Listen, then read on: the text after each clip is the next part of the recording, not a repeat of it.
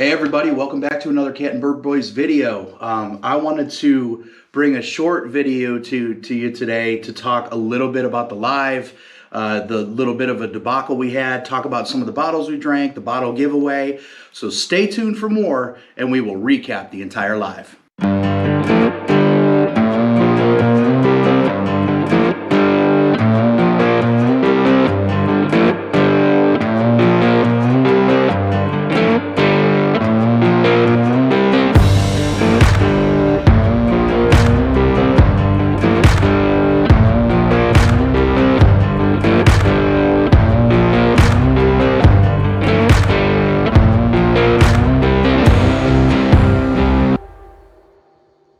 Welcome back, everybody.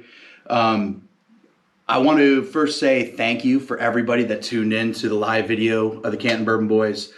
We had so many people down here. It was a complete shit show. So we had people behind us, people in front. Obviously, 6 of us were on tape. Conversations were wild. Everyone was having a good time. We were having bourbon. So basically, we just pretty much filmed a bourbon tasting party live and had some giveaways. But everyone was on the phones. Most people were tuned into the live. So we had some connection issues, some problems, and then everybody was having conversations. And some of the points we were trying to get across weren't able to really come across because I don't think anyone could hear anything we were talking about, and we were just kind of drinking. But I really appreciate everyone tuning in. We got about 20 more subscribers from the live, and we ended up doing 3 nice giveaways. One of them here for this Canton Bourbon Boys selection of the Eagle Rare Barrel Pick that we did down in Kentucky at the Buffalo Trace Distillery. And congratulations to Corbin, who won the bottle. And we're actually going to drop off the bottle to Corbin today. And I'm excited to meet him. We'll probably have a few drinks and hang out for a little bit and just talk. But back to the video. I want to talk about kind of what we drank first. So we canceled the video. I don't know if anyone kind of heard some of the stuff that we did, but we canceled the first live. We had an opportunity to get a whole lot of vintage bottles. We ended up picking up 3 decanters from the McCormick Distilling Company, a Beam locomotive, Beam tank car, 2 Beam's Choices from the 80s. We ended up getting this like about 8 or 9 bottles of Old Grandad. This one here is a 1987, which is the one we tried last night at the live video. So a little bit about this bottle. I don't know if you guys can see it. It's a little bit of an older version of the Old Grandad, and we were kind of shocked at the flavor profile that the Old Grandad had. Without talking too much about the history of the bottle, everyone kind of knows that Basil Hayden's grandson, Raymond Hayden, started this company. Basil was also a very known well distiller in his time. He named this bottle of Old Grandad after Basil himself. There's a portrait of him obviously on this bottle. This was bought out many times through history. So the history of the Old Grandad brand kind of goes through multiple different companies. But Jim Beam actually purchased this brand in 1987, which is the same year this stuff was bottled. So this is stuff from the old distillery before Beam started to use their stills and started producing their bottles for the Old Grandad brand. So we have a newer bottle of the Old Grandad, and this is the regular bottom shelf Old Grandad. So I don't want to turn anybody off to the brand because the Old Grandad Bonded is really, really good. The 114 is really, really good. So they put out some good stuff, but we wanted to compare the two. So this bottle of Old Grandad 1987 was beautiful, fruit nose. There was no real crazy dusty aspect to it, but it was a well-aged Nice bourbon. A lot of fruit on the palate. It was a rich, oily mouthfeel. Usually I get those from more barrel proofs, but this one had a rich, oily mouthfeel with a nice baking spice finish that lingered in the mouth, and the finish went on and on. It was a beautiful freaking bourbon, and I thoroughly enjoyed it. But we wanted to compare it to what Beam's doing today, so we actually brought out an 80 proof bottom shelf Old Grandad. And when you first tried it, and we had to bring out the Old Crow a little bit, it's bottom shelf Beam. So it's very rough. It's got a mustiness to it.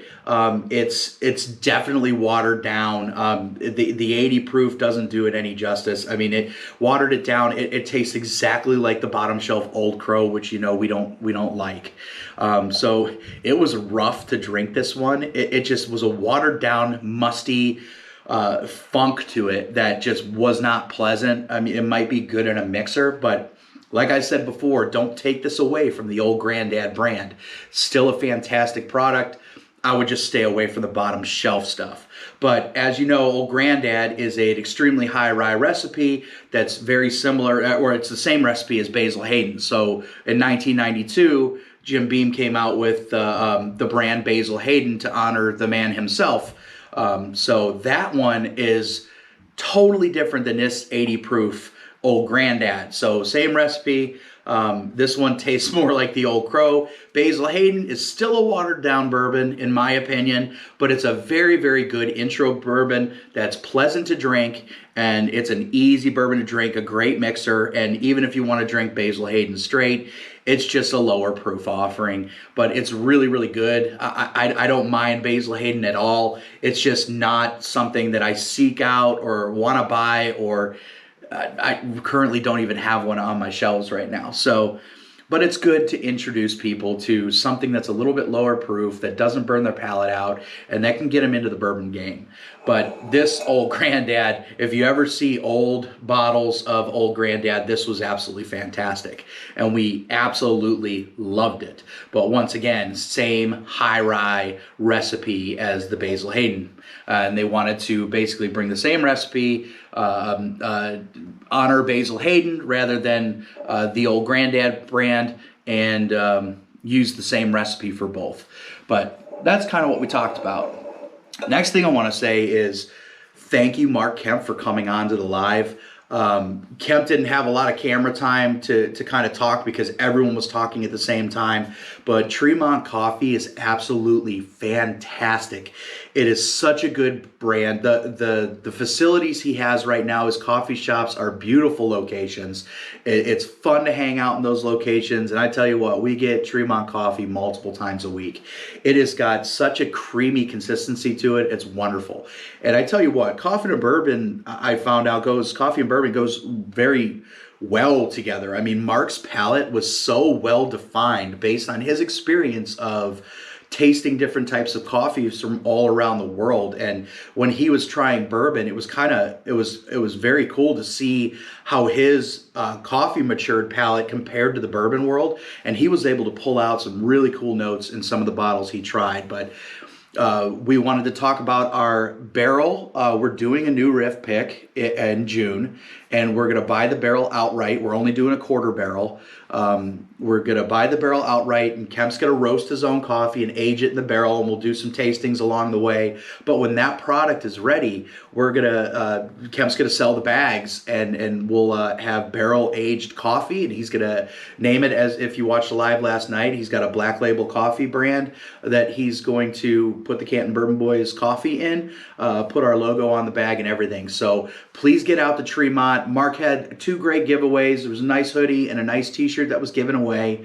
It is fantastic. Please visit it and let me know what you think. And thank you again, Mark, for coming on. The whole kind of theme of the video was the Old Forester Whiskey Row series. So we were trying to talk about the history a little bit of the bottles, but since this video I want to make shorter, I want to just give you kind of our opinions on the bottles, maybe a brief description of them, and we'll talk about kind of how our lineup went with finishing. But our group is we have very distinctly different palates.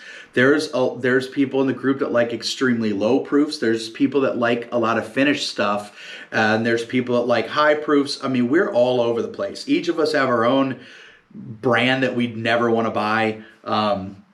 But it was kind of cool doing a series. I've got 3 of the bottles here. I've got the 1920.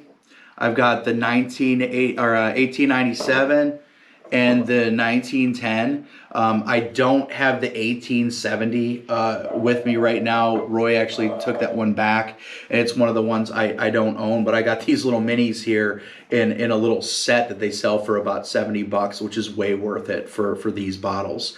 But the 1870 is a bottle that when they first started this distillery, they sourced from 3 different locations, blended them together to create the signature profile of Old Forester. They make the 1870 to mimic that time in history by taking it from 3 different warehouses and making a blend. It is offered at 90 proof.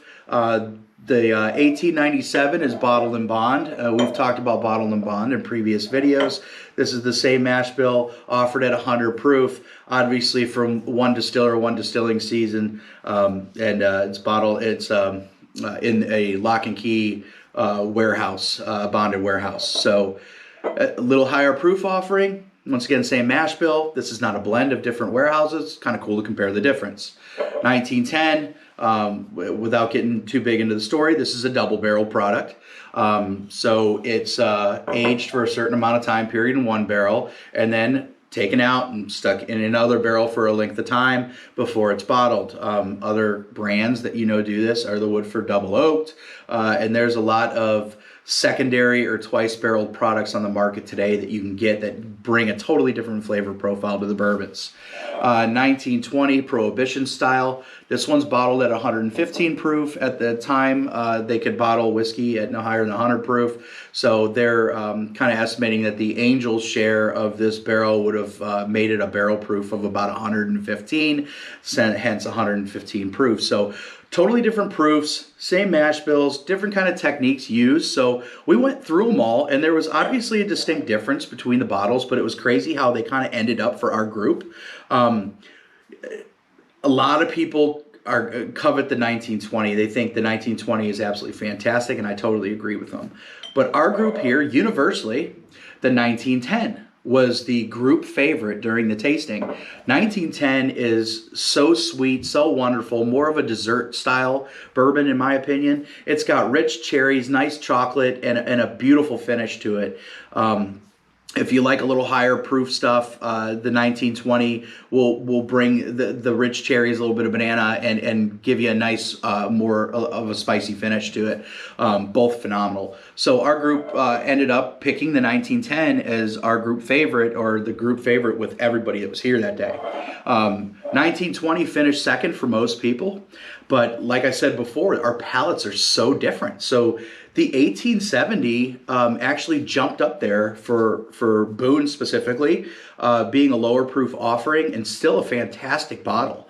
What was kind of cool is the single barrel, I think we had the 90 proof single barrel from Ace Spirits, tasted eerily similar to the 1870 and the Old Forester 100. So single barrels are weird. I mean, we've talked about this before in the past. Single barrels are uniquely selected based on the profile of the people that are going to pick the bottles. So that one is proof down to 90 proof, and it tasted similar to the 1870 and the 100 proof, which kind of lingered behind for me. But somebody like Boone or some other people thought the single barrel was absolutely fantastic. But single barrels are fun to try because you get unique profiles, and it's very interesting to see how different palates react to the single barrels. But to conclude the Whiskey Row series, there is no bad bottles in this Whiskey Row series. They are absolutely fantastic. They're usually always available. 1910 seems to be the hardest of the 4 to get. That's the one I usually see the least of, but still quite readily available. And if you ever want to impress a guest or have a little tasting and you don't know what to get, pick up the Whiskey Row series. They're reasonably priced. They're all fantastic, and they all have a different story to make a perfect little tasting for people that are either getting into bourbon or people that want to try something different that haven't really been around the block yet. But it's freaking great. Get yourself any of the Old Forester Whiskey Row series.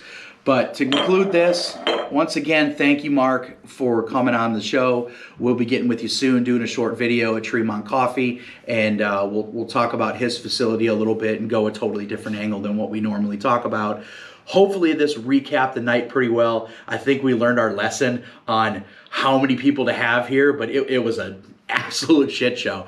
And losing connection and everything else, I'm glad you guys stuck with us because it was great giveaways. We're actually giving it to Corbin today, so hopefully he's excited about meeting up with us. But we really appreciate you coming on. Please like, comment, and subscribe to the videos. We will keep growing this community. Eventually, we'll probably do some coffee giveaways on the show in the future and do some more giveaways like that. But when we hit 500 subscribers, we're going to give away another bottle. And most likely at that time period, we'll probably give away one of our brand new barrel picks of New Riff for somebody to try and hopefully love. But thank you for tuning in. Please like, comment, subscribe. We are the Canton Bourbon Boys. Thank you so much.